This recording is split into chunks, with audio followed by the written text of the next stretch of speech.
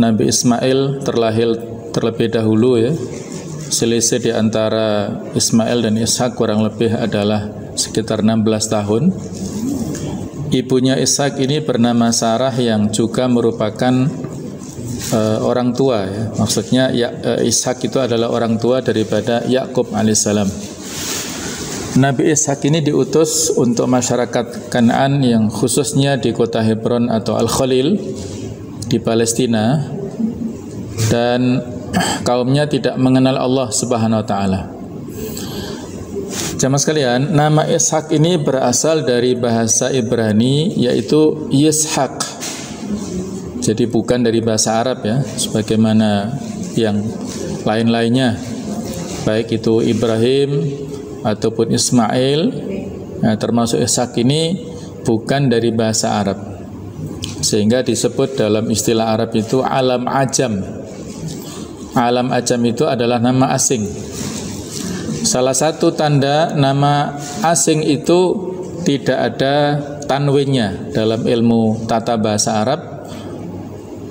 Alam ajam, nama asing itu tidak boleh dikasih tanwin ya. Tidak seperti nama Arab, Muhammadun, Muhammadan, Muhammadin, Zaidun, Zaidan, Zaidin misalnya. Itu tanwinnya berubah-ubah. Nah, kalau Ibrahim ataupun Ismail, Ishak ini tidak ada huruf tanwinnya di akhir katanya itu, karena ini alam yang atau nama asing ya.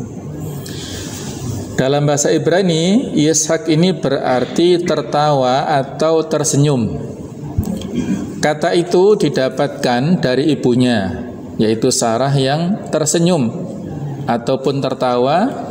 Dia tidak percaya ketika mendapatkan kabar gembira dari malaikat. Sebagaimana yang telah kita tahu, ketika Ibrahim didatangi malaikat yang menyamar sebagai manusia, disuguhi daging sapi yang dipanggang, tetapi mereka tidak mau memakan. Nah, kemudian disampaikan mereka adalah malaikat yang diutus oleh Allah untuk memberikan kabar gembira dengan datangnya seorang anak dari ibunda Sarah ini.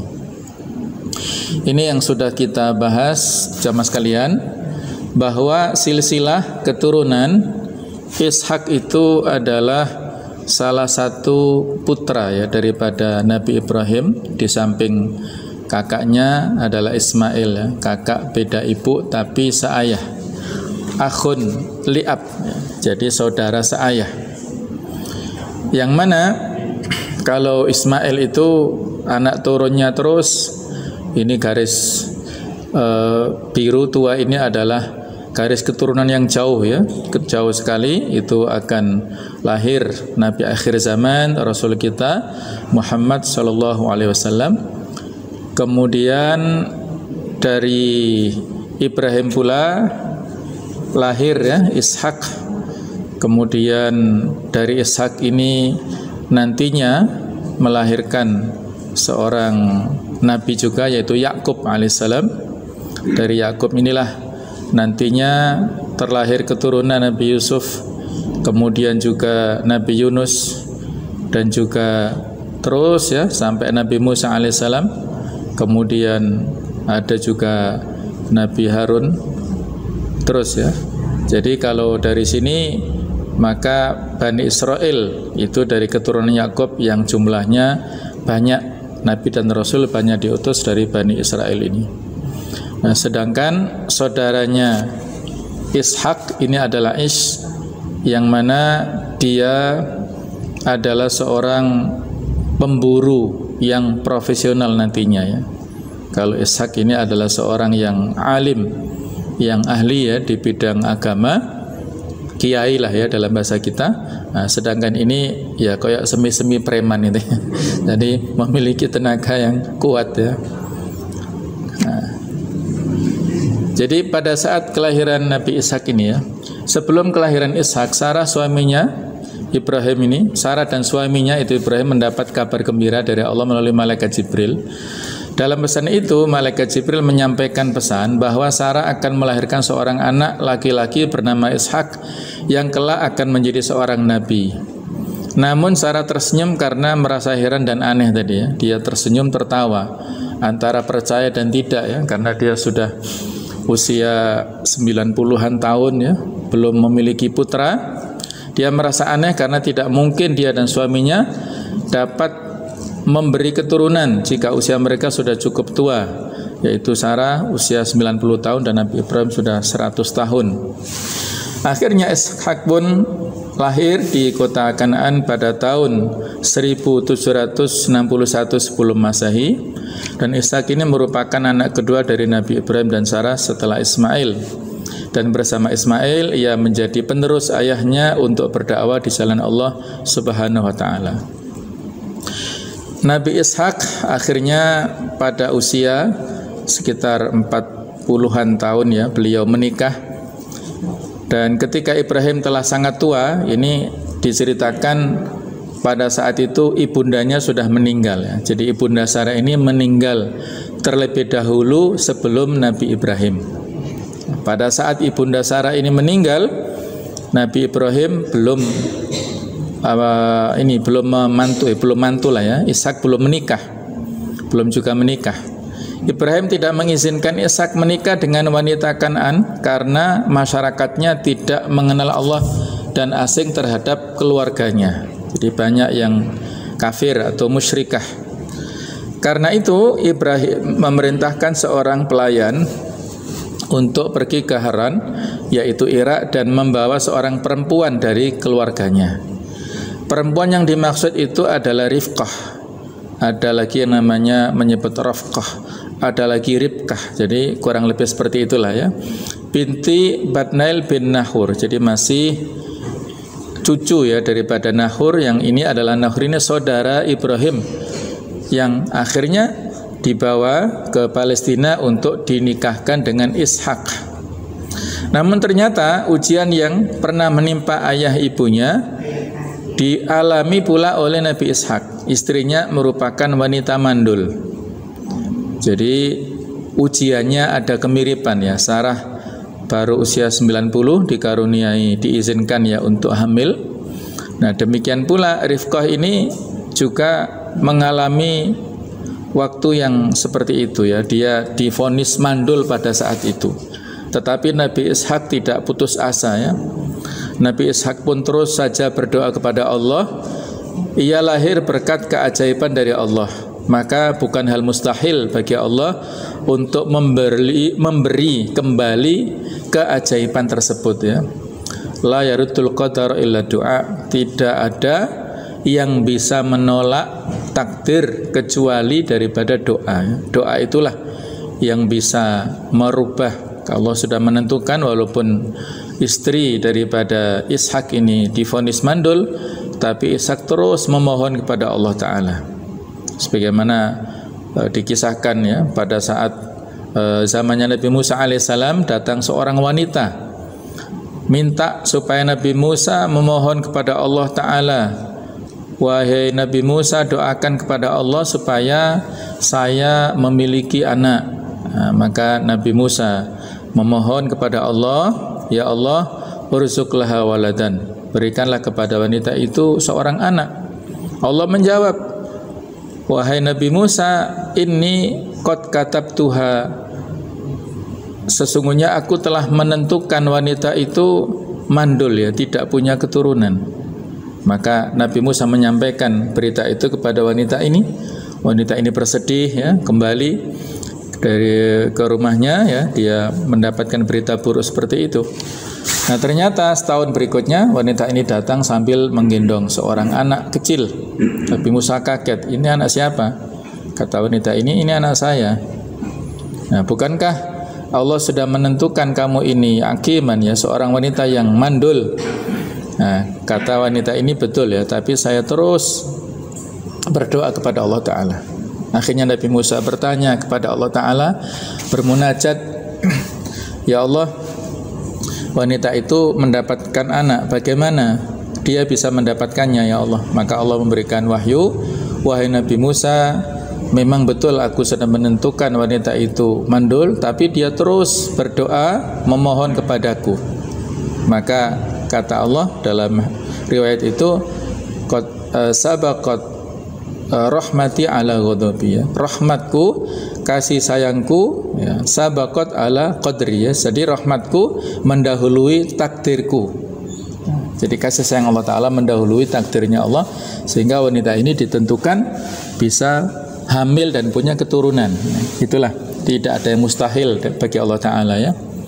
Idza innama amruhu idza arada syai'an ayyakula lahu kun fayakun. Itulah qadar Allah, takdir Allah Ta'ala, tidak ada yang bisa menghalangi, ya. Wa ma tasyauna illa yasha Allah, tidak ada yang kalian bisa kehendaki kecuali kehendak Allah Ta'ala. Akhirnya Nabi Ishak dan istrinya terus berdoa dengan harapan dan tawakal yang kuat, berserah diri yang kuat. Dan akhirnya setelah penantian panjang, keajaiban itu pun datang. Maka Rifqah hamil, dan ternyata Allah memberinya anak kembar, yaitu Ish atau Esau dan Yakub. Jadi tidak tanggung-tanggung, ya. Malah diberikan anak kembar dua, maksudnya laki-laki semuanya. Ish ini memiliki kulit yang merah kemerah-merahan. Betapa bahagianya Nabi Ishak, ia dianugerahi 2 orang putra di usianya yang telah senja.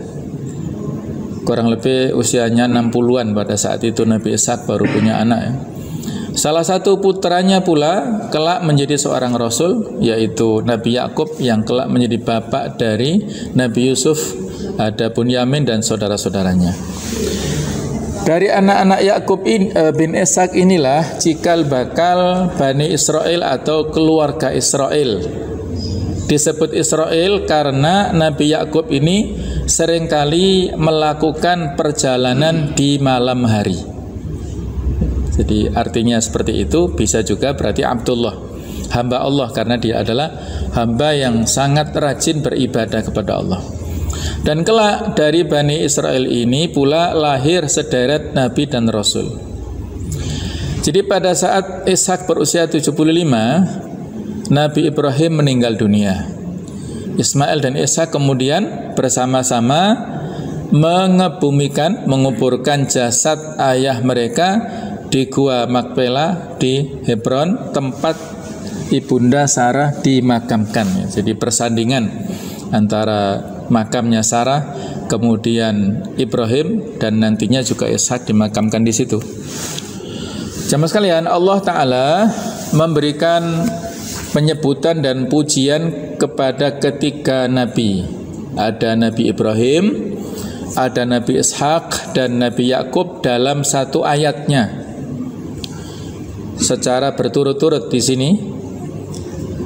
Walaupun ayat 48-nya juga ada, ya, pujian untuk Nabi Ismail, ya, tapi kita dalam pembahasan Ishak.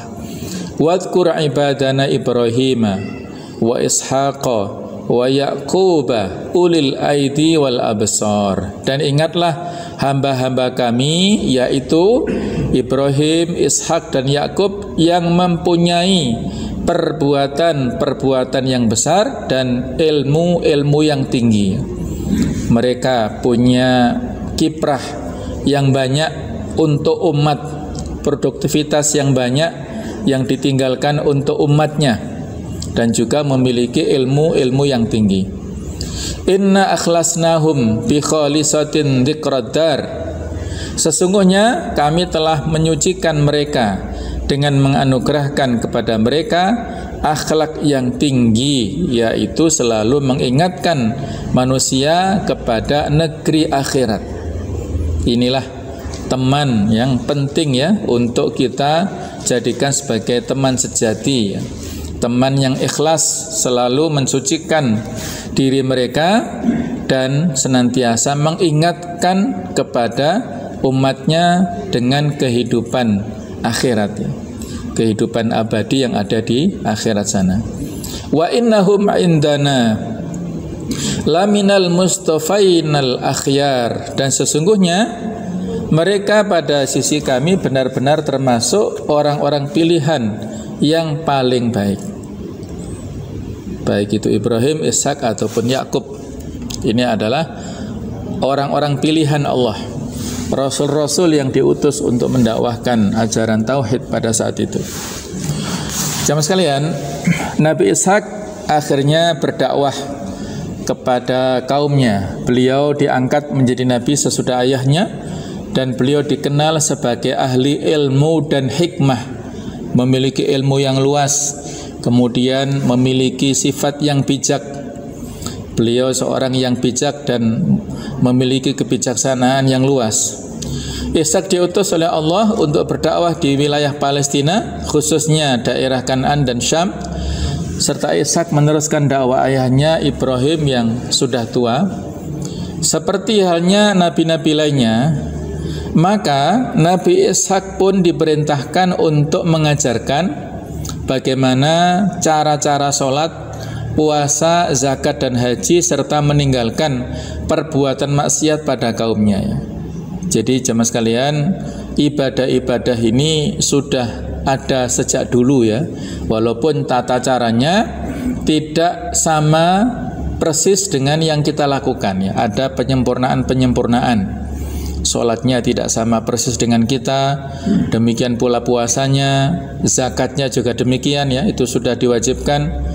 Bagaimana nanti ceritanya pada tahap berikutnya ketika pada zamannya Nabi Musa ya, misalnya ya, ada Qarun yang ketika nanti minta kaya, akhirnya sudah menjadi kaya, ditarik zakat tidak mau. Nah, itu sudah ada juga zakat ya. Kemudian haji juga demikian dengan adanya Ka'bah. Jadi sudah ada prinsip-prinsip ataupun pondasi-pondasi ibadah mahdhah. Nah, dalam memimpin kaumnya, Nabi Ishak ini dikenal sebagai nabi yang bersifat ramah, yang santun, yang lemah lembut, sehingga umatnya merasa senang, simpatik, dan mereka tertarik senang dengan Nabi Ishak ini. Mereka juga rukun dan diberi kemakmuran yang berlimpah ruah oleh Allah Subhanahu wa taala. Di ayat-ayat ataupun hadis tidak diceritakan ya secara detail bagaimana tantangan dakwah yang dilakukan Nabi Ishak ya alaihissalam. Jadi hanya sifatnya global. Adapun wafatnya Nabi Ishak ini, beliau setelah selesai dengan tugas kenabiannya dan sebagai utusan Allah untuk berdakwah menegakkan agama Allah untuk kaumnya, beliau wafat, sudah sempurna ya, tugasnya sudah sempurna, maka beliau diwafatkan oleh Allah Ta'ala pada usia sekitar 180 tahun. Beliau dimakamkan di Palestina bersama dengan Nabi Ibrahim dan Sayyidah Sarah. Jasadnya dimakamkan di Palestina, tepatnya adalah di Gua Makfilah, Hebron atau Palestina saat ini. Di atas Gua Makfilah kini dibangun sebuah bangunan masjid yang diberi nama Masjid Ibrahim. Jadi memang kalau aturannya ya, kita tidak dianjurkan ya untuk mendirikan masjid di atas kuburan ya, tapi saya tidak tahu persis ya posisinya. Saya kira ini tidak persis lah di atas kuburannya ya. Tetapi Allahu a'lam bishawab ya, ini kan syariat sebelum datangnya Rasulullah sallallahu alaihi wasallam ya. Pada saat itu ya. Kemudian untuk di gua ini juga dimakamkan Nabi Ibrahim dan istrinya Siti Sarah, Nabi Yakub alaihissalam putranya Nabi Ishak alaihissalam, juga demikian Rifqah istrinya Nabi Ishak, dan juga Leah istrinya Nabi Yakub itu juga dimakamkan di sini. Ini kurang lebih ilustrasi gambarnya ya, gambaran dari kuburannya keluarga besar Nabi Ibrahim bersama istri dan putra-putranya. Kalau di dalam Al-Quran jamaah sekalian, Nabi Ishak ini disebutkan sebanyak 17 kali. Di Al-Baqarah, yaitu surat yang kedua, ada ayat 133, 136, 140. Nanti akan kita baca ya secara rinci. Ali Imran juga ada ayat 84, An-Nisa ayat 163, kemudian Al-An'am ayat 84. Dan di surat Hud disebutkan 2 kali. Surat Yusuf disebutkan juga 2 kali, ayat 6 dan 38. Kemudian surat Ibrahim di ayat 39. Di surat Maryam ayat 49. Surat Al-Anbiya ayat 72, Al-Ankabut 27, As-Saffat 112 dan 113, serta surat Shad ayat 45. Kita baca beberapa ayat ya. Di surat Al-Baqarah ayat 133, ini kisah bagaimana kita mengambil pelajaran pada saat Nabi Yakub alaihissalam mau sakaratul maut ya. Am kuntum syuhada, apakah kamu menjadi saksi id hadara Yaqubal maut, ketika Nabi Yakub akan meninggal dunia, saat maut akan menjemput Yakub. Id qala li banihi, ketika Yakub berkata kepada anak-anaknya, ma ta'buduna mim ba'di, apa yang kamu sembah sepeninggalku. Maka putra-putranya menjawab, qalu, mereka menjawab, na'budu ilahaka, kami menyembah Tuhanmu, wa ilaha abaika, dan Tuhan nenek moyang kamu.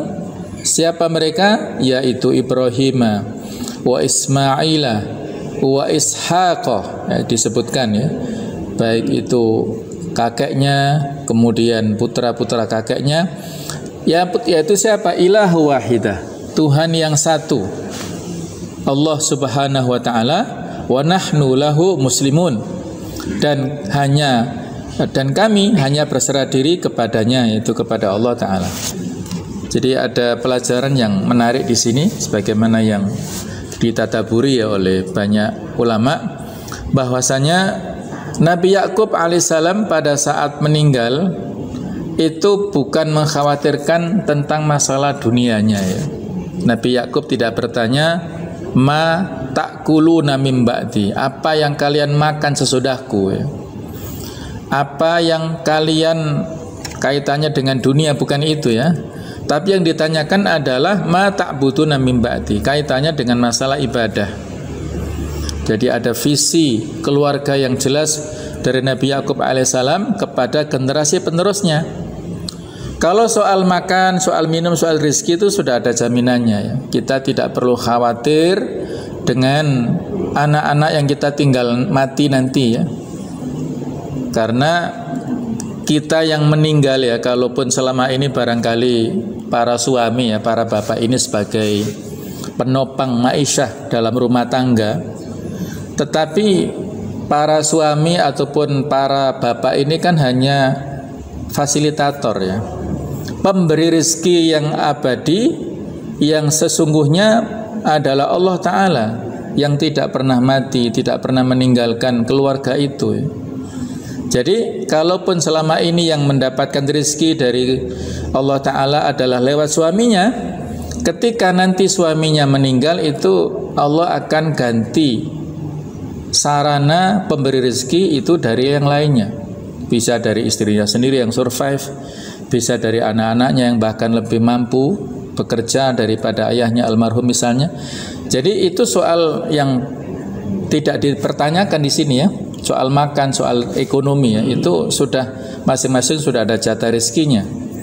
Tetapi yang dipermasalahkan menjadi kegalauan Nabi Yakub adalah apa yang kalian sembah, yang kalian yakini, yang kalian ikuti, pedoman pemikirannya itu dari siapa? Nah, kemudian ada jawaban yang sangat mantap dari putra-putranya, na'budu ilahaka wa ilaha abaika ya. Jadi kami beribadah mengikuti apa yang sudah kami dapatkan dari kakek nenek moyang kami, disebutkan Ibrahim, Ismail dan Ishak ini. Wa nahnu lahu muslimun. Jadi ada kata-kata muslim di sini. Jadi secara fungsi dan nama sudah ada ya, kata-kata Islam, kata-kata muslim. Namun yang dilegalkan adalah nama ini untuk nama agama yang dibawa oleh Rasulullah Muhammad SAW. Kemudian ayat 136-nya, qulu, katakanlah, amanna billah, kami telah beriman kepada Allah, wa ma unzila ilaina, dan apa yang diturunkan kepada kami, wa ma unzila ila Ibrahim, dan apa yang diturunkan kepada Nabi Ibrahim, wa Ismail, kepada Nabi Ismail, wa Ishak, dan kepada Ishak, wa Yakub, dan kepada Nabi Yakub, wal asbati, dan anak cucunya, wa ma utiya Musa, dan apa yang diturunkan diberikan kepada Nabi Musa wa Isa, Nabi Isa, wa ma utiya nabiyuna min rabbihim, dan apa yang diturunkan kepada nabi-nabi dari Rabb mereka, la nufarriqu baina ahadin minhum, kami tidak membeda-bedakan seorang pun di antara mereka, wa nahnu lahu muslimun, dan kami berserah diri kepadanya, ya. Jadi ini juga mempertegas, ya, bahwasanya al-iman bir rusul, mengimani para rasul itu tidak membeda-bedakan antara rasul sana dan rasul sini. Semuanya itu adalah hamba Allah, utusan Allah yang membawa ajaran sama, ya. Al-anbiya ikhwatu abna'i allat, para nabi dan rasul itu adalah saudara yang sama-sama saling memperkuat satu dengan yang lain. Semua yang diajarkan adalah sama. Kemudian surat Al-Baqarah juga 140, am taquluna inna Ibrahima wa Ismaila wa Ishaq wa Yaqub wal asbata kanu hudan aw nasara. Ini diturunkan dalam rangka menjawab, ya, klaim dari bangsa Yahudi. Mereka ini mengklaim bahwasanya nabi-nabi Ibrahim, Ismail, Ishak dan Yakub serta keturunannya adalah mereka ini beragama Yahudi au Nasara ataupun Nasrani. Jadi klaim dari ahlul kitab. Qul a'amtum a'lamu amillah, katakanlah kamulah, apakah kalian yang lebih tahu ataukah Allah, dan siapakah wa man adlamu mimman katama syahadatan indahu minallah, siapakah orang yang lebih zalim daripada orang-orang yang menyembunyikan kesaksian dari Allah yang ada padanya, ya. Wa mallahu bighafilin amma ta'malun, Allah tidak lengah terhadap apa yang kalian kerjakan. Kemudian surat Ali Imran ayat 84 juga hampir senada. Qul, katakanlah wahai Muhammad, amanna billah, kami telah beriman kepada Allah, wa ma unzila alaina, apa yang telah diturunkan kepada kami, wa ma unzila ala Ibrahim, yang diturunkan juga kepada Nabi Ibrahim, wa Ismail wa Ishaq wa Yaqub wal asbati, wa ma utiya Musa wa Isa wa nabiyuna min rabbihim la nufarriqu baina ahadin minhum wa nahnu lahu muslimun. Jadi isinya sama dengan di Al-Baqarah tadi, ya. Kemudian juga surat An-Nisa ayat 163, inna auhayna, sesungguhnya wahai Muhammad kami telah mewahyukan, ilaika kepadamu, kama auhayna ila Nuh, sebagaimana kami telah mewahyukan kepada Nuh wan nabiyina min ba'di, dan nabi-nabi yang sesudahnya. Wa auhayna ila Ibrahim, dan kami telah mewahyukan kepada Nabi Ibrahim wa Ismail, kemudian wa Ishaq wa Yaqub wal asbati wa Isa wa Ayyub wa Yunus wa Harun wa Sulaiman wa ataina Dawud zabura. Yang akhir kami berikan kepada Nabi Dawud, yaitu kitab Zabur. Ini salah satu ayat yang dijadikan dalil oleh pendapat atau golongan yang mengatakan bahwa Nabi Nuh ini adalah rasul pertama, ya. Jadi yang disebutkan kama auhayna ila Nuhin, sebagaimana kami juga telah mewahyukan kepada Nabi Nuh alaihissalam. Ya, adapun Idris ataupun Syith itu ataupun Adam, ya, itu adalah nabi. Nah, yang sebelum Nuh tapi rasul itu adalah Nabi Nuh yang diperkuat oleh riwayat hadits. Nah, ini sudah kita sampaikan, ya, diskusi pembedaan atau perbedaan pendapat, ya, tidak kita permasalahkan, ya. Tidak substansial dalam hal ini, kita imani apa adanya, ya. Mereka adalah para nabi yang tidak kita beda-bedakan, ya. Kemudian di surat Al-An'am ayat 84, wa wahabna lahu Ishaq wa Yaquba kullan hadaina, dan kami anugerahkan kepada Nabi Ibrahim, yaitu Ishak dan Yakub, masing-masing kami berikan petunjuk. Wa Nuhan hadaina min qablu, Nabi Nuh juga kami telah berikan petunjuk sebelumnya. Wa min dzurriyyatihi, dan dari anak turunnya ada Nabi Dawud, Nabi Sulaiman, Ayub, Yusuf, Musa, Harun. Wa kadzalika najzil muhsinin, dan seperti itulah kami memberi balasan kepada orang-orang yang berbuat baik. Kemudian di surat Hud ayat 71, wa mra'atuhu qa'imah, dan istrinya berdiri di sampingnya, yaitu Sarah ini kembali ya. Jadi ini riwayat-riwayat yang menceritakan ulang tentang bagaimana kondisi kegembiraan Ibunda Sarah tadi ya, imra'atuhu qaimah, istrinya berdiri di sampingnya, fadhahikat, maka dia tertawa, tersenyum, fabasyarnaha, maka kami sampaikan kepadanya kabar gembira, bi Ishaq, dengan datangnya Ishaq, wa min warai Ishaq wa Yakub, dan sesudah Ishaq lahir pula Nabi Yakub alaihissalam. Ini menceritakan kegembiraan Sarah pada usia 90 tahun, belum dikaruniai seorang anak, akhirnya bisa hamil ya. Dan menurut riwayat hamilnya tidak lama. Ada riwayat, Allah a'lam bishawab ya kebenarannya, Sarah hamil Ishak ini kurang lebih 7 hari saja. Allahu a'lam ya. Saya juga nggak terlalu percaya. Tapi ketika Allah Maha Kuasa tidak ada yang mustahil ya. Allahu a'lam, tidak sebagaimana pada umumnya ya. Walaupun tidak dengan hamil juga Allah kuasa ya, kalau Allah bisa, kalau Allah mau ya. Jadi saya akan ceritakan ataupun berikan komentar ya tentang kata-kata imra'atu di sini ya. Jadi Allah Ta'ala menceritakan tentang istrinya Nabi Ibrahim ini tidak disebutkan namanya, dan kalimat yang senada dengan ini tidak sedikit dalam Al-Quran ya. Jadi nggak disebutkan nama Sarahnya, tapi disebutkan imro'atuhu. Kalau dalam bahasa kita nyonya ya, nyonya Ibrahim gitu ya, atau Bu Ibrahim kan gitu ya. Ini sekaligus sama sekalian sekedar saya untuk memberikan komentar ya, bantahan pendapat yang menurut saya agak ekstrim lah ya. Ada pendapat yang kaku, yang tekstual ya, bahwasanya hukum menambahkan nama suami di belakang nama istri itu haram. Nah, ada pendapat yang begitu, yang ekstrim ya. Jadi menambahkan ya, ini bagi pendapat ya, pendapat ini biasanya fatwa dari ulama Saudi dan yang mengikutinya itu agak kaku ya memang, bahwa kalau itu dihukumi haram betapa kasihannya ya, banyak kaum muslimat yang terjebak pada itu ya. Kalau sekarang bukan sekedar hanya dipanggil dengan sebutan nama suami di belakang nama istrinya, tapi malah nama asli istrinya hilang. Ibu-ibu PKK itu kan Bu siapa itu ya, Bu Arifin misalnya, atau Bu Harun ya. Saya juga lupa namanya Bu Harun itu siapa, hanya kenal namanya, nama suaminya. Nah ini dalilnya apa? Yang dipakai dalil ini adalah surat Al-Ahzab. Jadi ayat ini berbunyi begini ya, ud'uhum li'abaihim huwa aqsatu indallah. Panggillah mereka itu dengan nama ayah-ayahnya, itu adalah lebih adil di sisi Allah Subhanahu wa taala.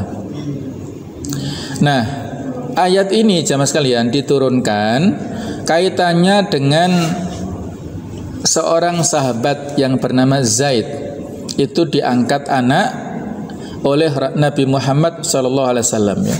Sehingga Nabi Muhammad menisbatkan Zaid ini kepada namanya. Jadi Zaid bin Muhammad, menyuruh para sahabat untuk memanggil Zaid bin Muhammad, anak kepada bapak angkatnya gitu ya. Maka Allah melarang ya, melarang budaya itu, tabani ya. Tabani itu adopsi. Jadi tidak boleh mengadopsi anak kemudian menisbatkan B-nya kepada bapak angkat. Itu tidak ada ya.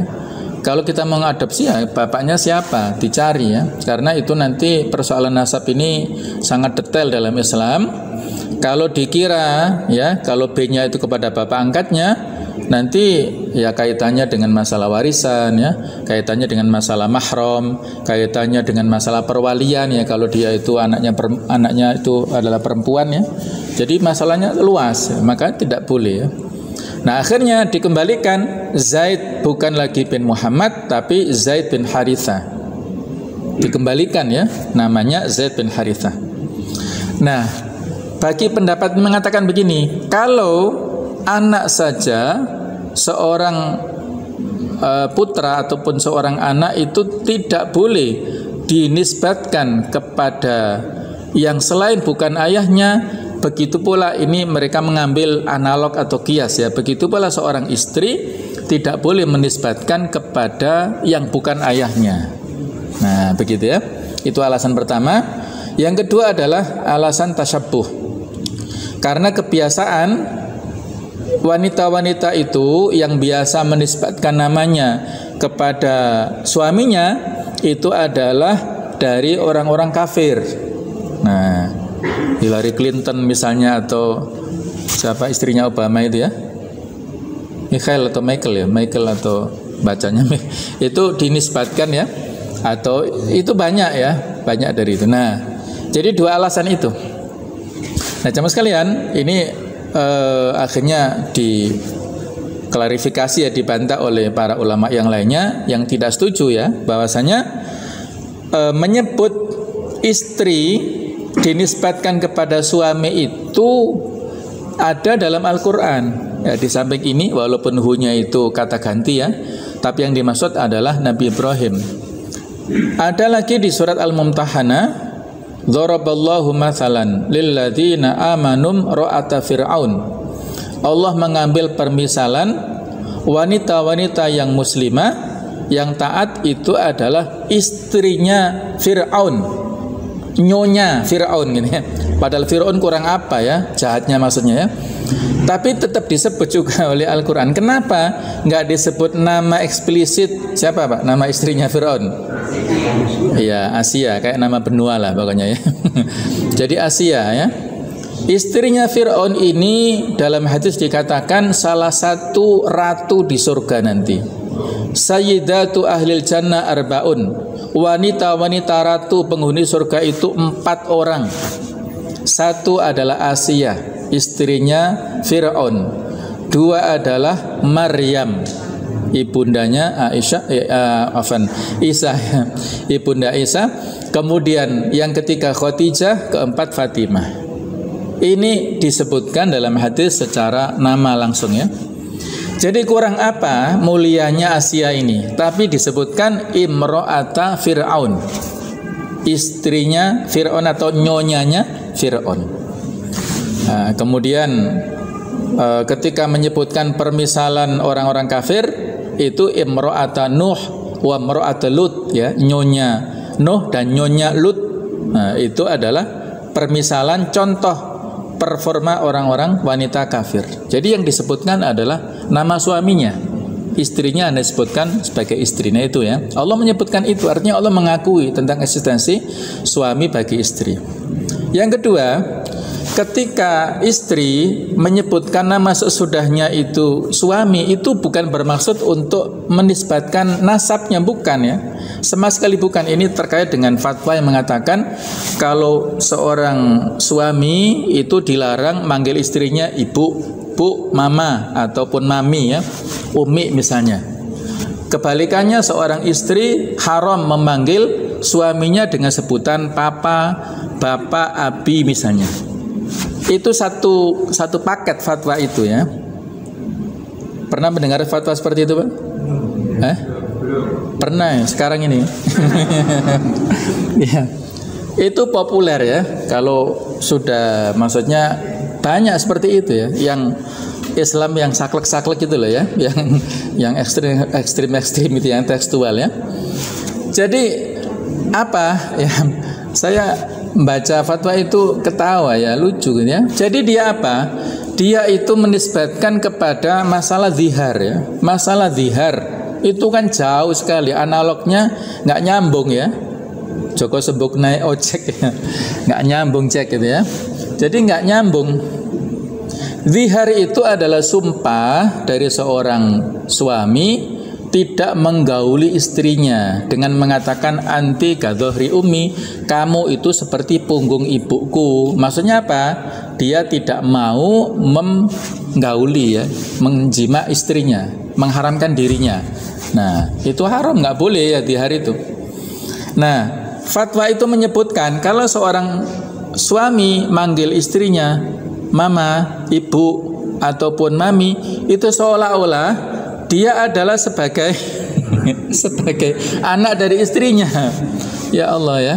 Kemudian kebalikannya, kalau istri manggil suaminya papa, bapak, iya dia sebagai anak daripada suaminya. Itu dari mana? Takwil seperti itu dari mana ya? Maqasidul lafzi ala niyatil lafid ya.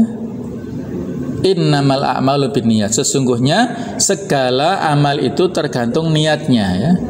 Seorang suami ketika manggil istri dengan sebutan ibu, ada enggak terbersit dalam dirinya dia itu adalah ibu saya? Yuk enggak ada tuh ya. Enggak ada. Itu apa? Memanggilkan untuk putra-putrinya. Kan gitu ya. Putra-putrinya dulu belum bisa ngomong. Nah, kalau dia sering mendengar ayahnya memanggil memanggil ibunya itu ibu, anaknya ikut taklid kan, bahasanya taklid. Kalau misalnya dia ingin mengkondisikan anak-anaknya manggil umi, ayahnya ngasih contoh. Itu sana bawa ke umi. Nah, si anaknya paham, oh berarti itu umi kan gitu ya panggilannya. Kemudian ibunya, istrinya juga begitu. Sana kembalikan ke abimu misalnya. Berarti abi itu saya, sana itu. Nah kan gitu ya. Itu memanggilkan untuk putra-putrinya, sama sekali tidak ada untuk menasabkan ya kepada suami atau kepada istri itu ya. Masya Allah ya. Itulah ya salah kaprahnya dalam hal memberikan fatwa seperti itu. Baik, kemudian yang kedua, masalah tasyabbuh, atau mungkin masalah yang ketiga ya, masalah tasyabbuh. Ini tidak berlaku secara mutlak, ada batasan-batasannya ya. Jangan sampai kita berdalil dengan man tasyabbaha biqaumin fahuwa minhum. Barang siapa yang meniru-niru satu kaum, maka dia termasuk golongan mereka. Jadi kalau kita menggunakan dalil ini secara mutlak, kita banyak yang sesat Pak ya. HP ini dari mana kira-kira dulu ya? Yang pertama kali menemukan teknologi HP dari mana? Mungkin dulu ada Nokia ya. Mungkin Nokia itu kan Jerman kalau nggak salah ya. Atau Samsung dari Korea. Atau dulu BBM yaitu sana ya dari California ya. Bukan California. Tetangganya Amerika itu loh. Negara besar Kanada ya. Kanada.